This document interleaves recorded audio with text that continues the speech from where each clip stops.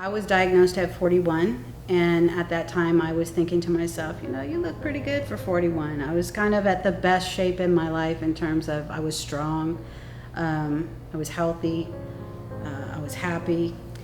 I found my tumors myself when I rolled over in bed one morning and I thought I rolled onto a golf ball or a dog toy or something left in my bed, and then confirmed it with my very first mammogram at age 41. As I reflect back on how the diagnosis was made and the day of her surgery, I was walking to her room thinking about what am I going to tell Carrie or what am I going to reflect on to Carrie. And her physician or surgeon met me in the hallway advising me that it had spread into her lymph nodes. And this, of course, made me more concerned about how would I approach Carrie and talk with Carrie. But walking in the room, she was just Carrie to me. She's been my friend and also my patient, which I have been blessed to enjoy.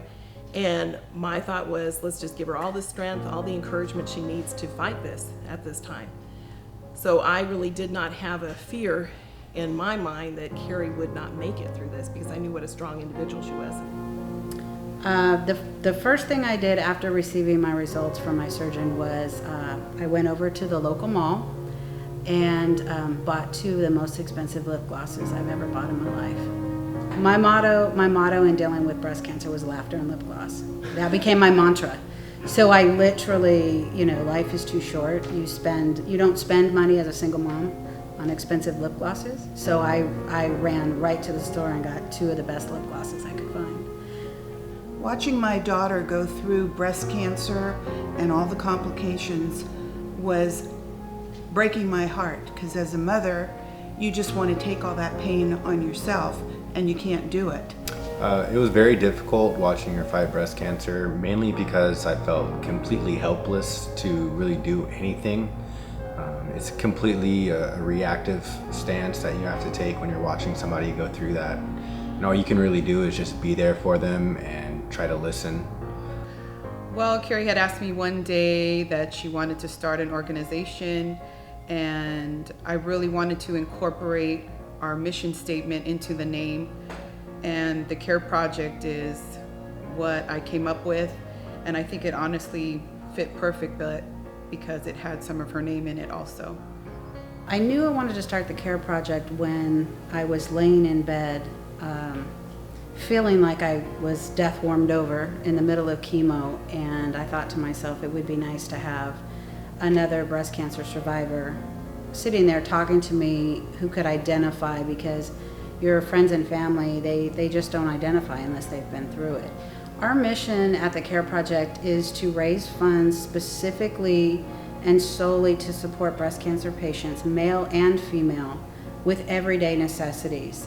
So support would be assisting with co-pays and gas cards, maybe gift cards to stores such as Target, where you could get household goods or groceries, medical supplies. So we also have mentoring teams of other survivors that will go out and mentor newly diagnosed patients. Well, I met Carrie through a friend who knew Carrie in high school, and I found out about the CARE Project from the Pink and White celebration in 2014. Carrie was so generous and so sweet.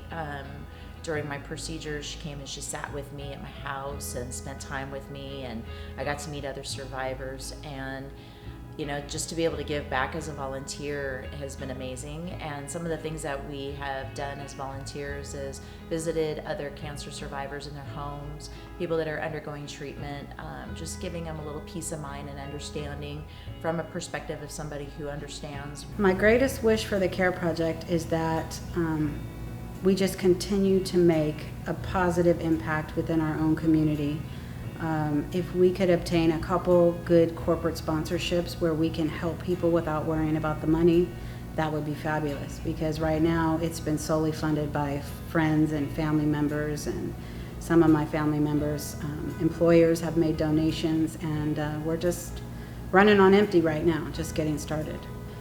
The best advice I can give to anyone newly diagnosed is take your time making decisions about your treatment plan. Take a friend or a family member with you.